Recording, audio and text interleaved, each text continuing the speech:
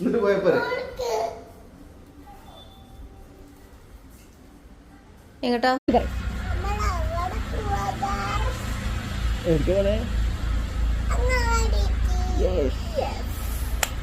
ഇതൊന്ന് കറങ്ങൂ.